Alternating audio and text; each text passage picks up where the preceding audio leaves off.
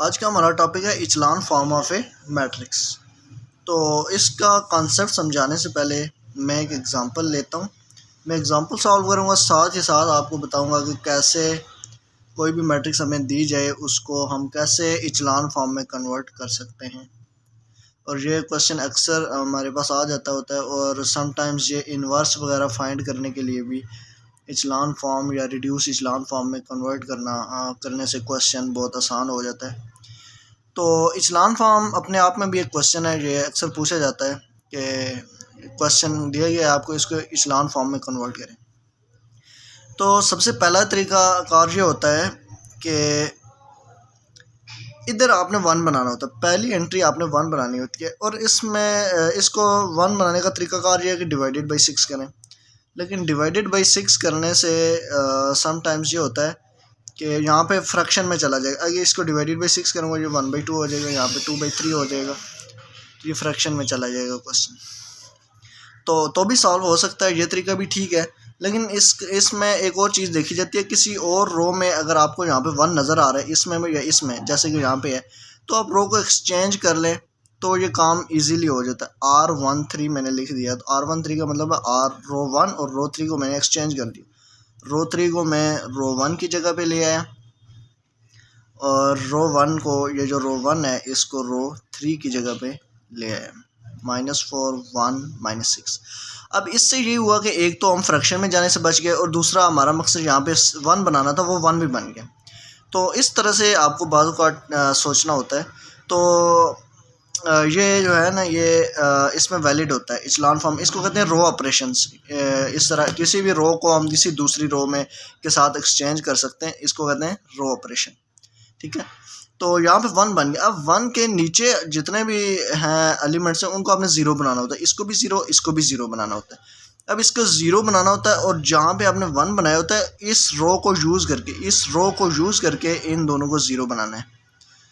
तो इसको कैसे 0 बनाया जाएगा, अब देखें इसको यूज़ करके कैसे, यानी कि इसको अगर हम 4 से मल्टीप्लाई करें तो यहाँ पे 1 की जगह 4 आ जाएगा, तो यहाँ पे -4 है। फिर इसके बाद इन दोनों को हम ऐड कर दें तो यहाँ पे 0 आ जाएगा, यानी कि R2 सबसे पहले जहाँ पे आपने 0 बनाना होता है उसको लिखना होता है। यहाँ ये R2 है, सेकंड रो है, तो मैंने R2 लिख दिया, प्लस 4R1, यानी कि रो 1 में 4 आप ऐड करेंगे, इधर आप 4 ऐड करेंगे तो 4 मल्टीप्लाई 4R1 का मतलब है 4 रो 1 से मल्टीप्लाई हो रहा है, यहाँ पे 4 आ जाएगा। उसके बाद यहाँ पे R2 प्लस करेंगे, तो ये वाला इसमें प्लस करेंगे तो यहाँ पे ऑटोमेटिकली यहाँ पे 0 आ जाएगा।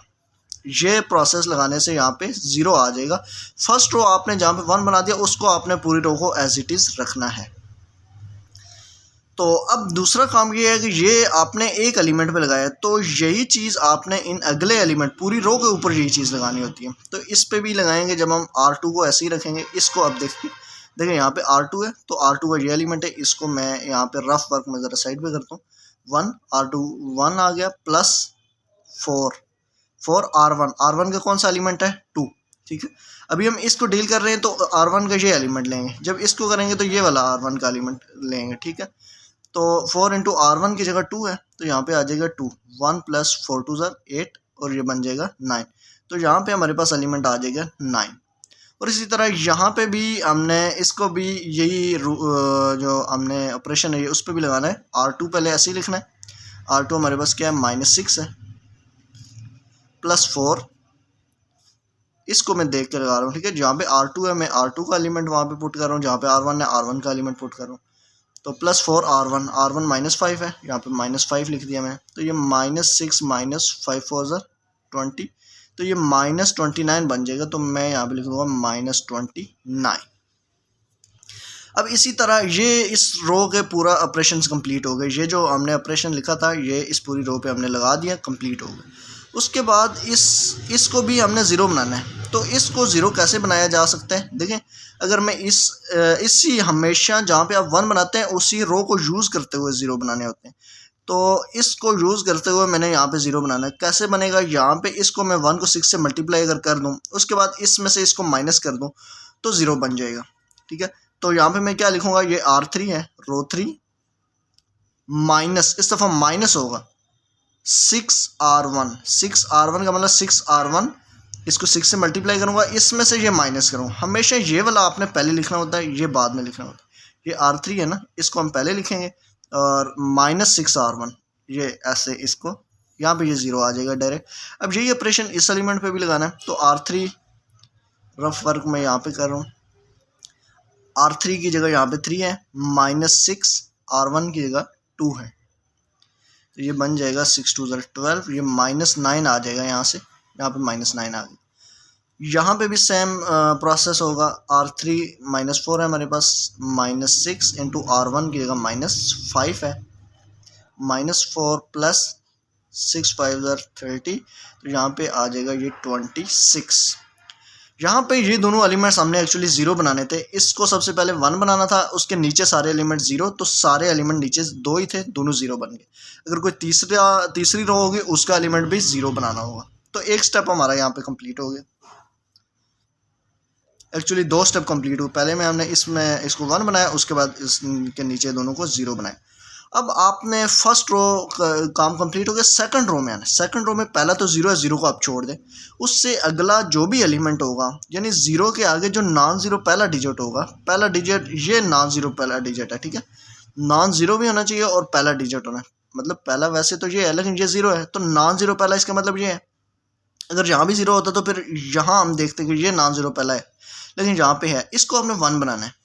तो 1 यहाँ पे देखें, अभी हम इसके साथ एक्सचेंज नहीं कर सकते, इसके एक्सचेंज करेंगे तो भी तो -9 ऊपर आ जाएगा, तो हमें कोई फ़ायदा नहीं है एक्सचेंज करने से। अगर यहाँ 1 होता तो इन रोज़ को एक्सचेंज कर लेते, 1 इधर चला जाता, लेकिन अभी इसको हमारे पास एक ही ऑप्शन है कि इसको डिवाइडेड बाई 9 करें तो ही 1 बनेगा।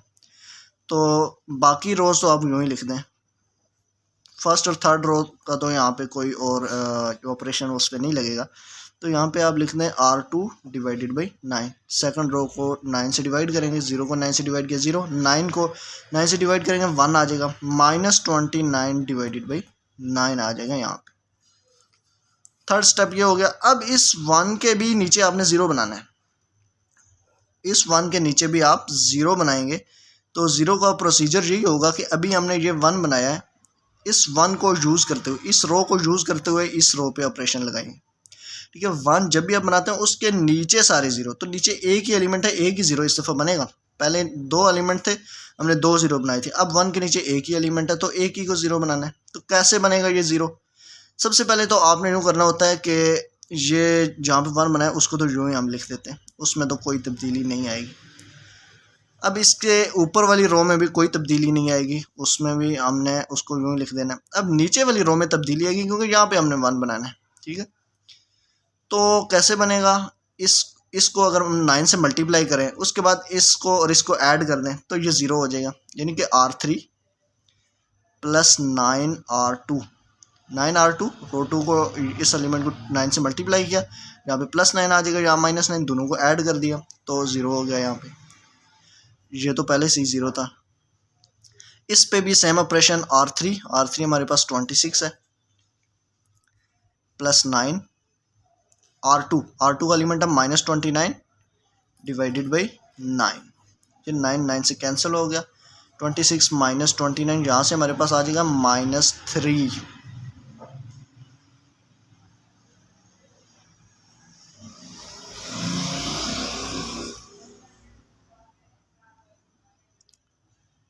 -29 डिवाइडेड बाई 9, तो ये -3 आ जाएगा यहाँ पे। तो उसके बाद ये है कि अभी इसके नीचे भी 0 बना दिया। उसके बाद हमने ये करना है थर्ड रो पे, सेकंड रो हो गई, थर्ड रो पे आ जाना है। थर्ड रो का लास्ट एलिमेंट, यानी कि लास्ट एलिमेंट नहीं, आपने पहला नॉन 0 देखना, ये दोनों तो 0 है, ये वाला नॉन 0, इसको 1 बनाएं, 1 2 -5, ये वाली अनचेंज रहेंगी, इनको आपने वैसे ही लिखना है। तो इसको कैसे 1 बनाया जा सकता है? R3 डिवाइडिंग बाई -3 से डिवाइड कर दें तो ये 1 बन जाएगा, 1। अब इस 1 के नीचे हमने 0 बनाने हैं, लेकिन 1 के नीचे कोई एलिमेंट ही नहीं है, तो इसका मतलब और यहाँ पे हमने 0 कोई नहीं बनाने, बस यहाँ पे प्रोसेस सारा कंप्लीट हो गया। अब ये जो मैट्रिक्स आ गई है, इस मैट्रिक्स को हम कहते हैं ये इचलान फॉर्म में है, ये मैट्रिक्स इचलान फॉर्म में है ये मैट्रिक्स, और ये रिक्वायर्ड इचलान फॉर्म है। तो इचलान फॉर्म में अब आपने ये दोबारा से सारी स्टोरी सुननी है कि कैसे बना है, क्या प्रोसेस होता है इसका। हमें कोई भी क्वेश्चन और कोई भी एक मैट्रिक्स दी गई थी ये, और उसको कहा गया था कि इसको इचलान फॉर्म में कन्वर्ट करें। सबसे पहले आपने यहाँ पे 1 बनाना होता है, और 1 बनाने के बहुत सारे तरीके हैं। डिवाइडेड बाई 6 करें तो भी 1 बन जाएगा, लेकिन हमने उसको चूज़ नहीं किया क्योंकि वो उधर ही डायरेक्ट फ्रैक्शन की फॉर्म में चला जाता है। तो फ्रैक्शन की फॉर्म में आपको पता है क्वेश्चन ज़रा सिंप्लीफाई प्लस माइनस करना थोड़ा डिफिकल्ट हो जाता है, मतलब बार बार आपको जो होता है ना एलसीएम वगैरह लेना होता है, तो मुश्किल हो जाए। तो आसान काम ये था, हमने कहा कि इधर किसी और रो में इधर 1 है तो इसमें 1 था, हमने उसको एक्सचेंज कर दिया। एक्सचेंज करने के बाद जब यहाँ पे 1 बन गया, उसके नीचे सारे 0 बनाने, नीचे 2 ही एलिमेंट्स थे, दोनों को 0 कर दिया, ये 0 कर दिए इस स्टेप में। अब इसके बाद आपने फर्स्ट रो का काम कंप्लीट हो जाता है। जब आप 1 के नीचे दोनों 0 कर देते हैं तो फर्स्ट रो का काम कंप्लीट। अब हमने सेकंड रो में देखना है पहला नॉन ज़ीरो कौन सा डिजिट है, तो ये तो 0 था, ये वाला नॉन ज़ीरो था, इसको 1 बना लें। अब इसको 1 बना लें, इसको 1 बनाने का तरीका एक ही है कि डिवाइडेड बाई 9 करेंगे, क्योंकि दूसरा तरीका अगर इसको हम एक्सचेंज कर सकते थे, लेकिन इसको एक्सचेंज करने से हमें फ़ायदा कोई नहीं है, फिर भी हमें डिवाइडेड बाई -9 करना पड़ेगा अगर हम कर लेते हैं तो बजाय इसके करने के हम इसी को डिवाइडेड बाई 9 करते हैं, तो डिवाइडेड बाई 9 के यहाँ पे 1 आ गया। अब 1 के नीचे फिर आपने 0 करना है, तो इसको 0 कैसे किया जाएगा, इसको 9 से मल्टीप्लाई करेंगे, 1 को दोनों को ऐड कर देंगे, ये ऑपरेशन साथ में मैंने लिखा है। तो ऐसे इसके नीचे हमने 0 बना दिया। अब 0 जो इसके नीचे एक एलिमेंट था वो भी 0 बन गया, तो इसका मतलब सेकंड और फर्स्ट रो दोनों का काम कंप्लीट हो गया। अब आपने थर्ड रो पे आ जाना है। थर्ड रो में पहला नॉन ज़ीरो डिजिट यहाँ पे आ रहा है, तो इसको भी 1 बनाना है, तो इसको डिवाइडेड बाई -3 किया तो 1 बन गया। अब 1 के नीचे कोई एलिमेंट है नहीं कि हम उसको 0 बनाएं, तो यहाँ पे और थर्ड आगे फोर्थ रो भी नहीं है कि हम फोर्थ रो की तरफ जाएं, तो यहाँ पे ये क्वेश्चन हमारा कंप्लीट हो जाता है और इचलान फॉर्म हो जाता है। अब इचलान फॉर्म की डेफिनेशन ये कहती है कि इचलान फॉर्म कब बन जाएगा, वो कहता है कि हमेशा कोई अगली जो रो होगी ना, यानी कि ये पहली रो है, ये सेकंड रो में नंबर ऑफ़ ज़ीरोज़ जो होंगे वो ज़्यादा होंगे पिछली रो के मुकाबले में। अब ये पिछली रो है, ये अगली है, इसमें एक 0 है, इसमें कोई 0 नहीं, तो इसमें नंबर ऑफ़ ज़ीरोज़ की तादाद ज़्यादा है। अब इससे अगली रो को देखें, इसमें 2 ज़ीरोज़ हैं और इसमें 1 है, इसमें 1 भी नहीं है, तो इसमें नंबर ऑफ़ ज़ीरोज़ पिछली दोनों रोज़ से ज़्यादा है, इसमें ज़्यादा है, इन दोनों में कम है। तो ऐसे करके होगा इचलान फॉर्म के अंदर, हर अगली रो में नंबर ऑफ़ ज़ीरोज़ ज़्यादा होंगे पिछली रो के मुकाबले में। और दूसरी बात ये है कि इसको हम कहते हैं पिवट एलिमेंट। ये जो होता है जिसको हम 1 बनाते हैं ना, यानी कि ये फर्स्ट नॉन ज़ीरो डिजिट होता है इन ईच रो, हर रो के अंदर पहला नॉन ज़ीरो डिजिट जो होता है इसको हम 1 बना देते हैं, और इसको कहा जाता है पिवट एलिमेंट। पिवट एलिमेंट यानी कि हर रो का पिवट एलिमेंट 1 होगा। ये भी इचलान फॉर्म की डेफिनेशन कहती है कि आपने हर रो में जो पिवट एलिमेंट रखना है, यानी कि पहला नॉन ज़ीरो डिजिट हर रो में वो 1 रखना है। जैसे हमने इधर भी पहला नॉन ज़ीरो ये 1 कर लिया, इधर भी पहला नॉन ज़ीरो इसको भी 1 कर लिया, तो ये 3 पिवट एलिमेंट्स हैं इन 3 रोज़ की। तो ये कंडीशंस हैं, इन कंडीशंस को देख के हम इचलान फॉर्म में कन्वर्ट कर सकते हैं। मेथड यही है जो मैंने आपको एक्सप्लेन कर दिया है, उम्मीद है आपको समझ आ गया होगा। ये बहुत इंपॉर्टेंट क्वेश्चन हैं किसी भी क्लास के लिए, अगर आप पढ़ रहे हैं फर्स्ट ईयर सेकंड ईयर में और या थर्ड ईयर फोर्थ ईयर में भी है, तो भी ये आपके लिए बहुत इंपॉर्टेंट है। तो उम्मीद है आपको समझ आ गई होगी, और फर्दर रिड्यूस इचलान फॉर्म नेक्स्ट वीडियो में होपफुली मैं उसका भी क्वेश्चन आपको करवाऊँगा। और इसके अलावा कोई और क्वेश्चन रह जाता है तो आप कमेंट में पूछ सकते हैं, मैं उसको जवाब आपको दे दूंगा, वीडियो की फॉर्म में दे दूंगा, या वैसे ही आपको वैसे ही आपको समझ आ गई तो मैं कमेंट में भी बता दूंगा। तो अगर आपने चैनल सब्सक्राइब नहीं किया तो वो आप सब्सक्राइब कर लें, क्योंकि उसकी वजह से आपको नोटिफिकेशंस वगैरह भी आते रहेंगे जो नई वीडियोज़ अपलोड होंगी। तो इस तरह से मैथमेटिक्स के डिफरेंट वीडियोस देखने के बाद आपके अच्छे कॉन्सेप्ट्स हो जाएंगे। तो ठीक है, अगली वीडियो तक के लिए अल्लाह हाफिज़। बहुत जल्द इंशाल्लाह नेक्स्ट वीडियो में मिलते हैं।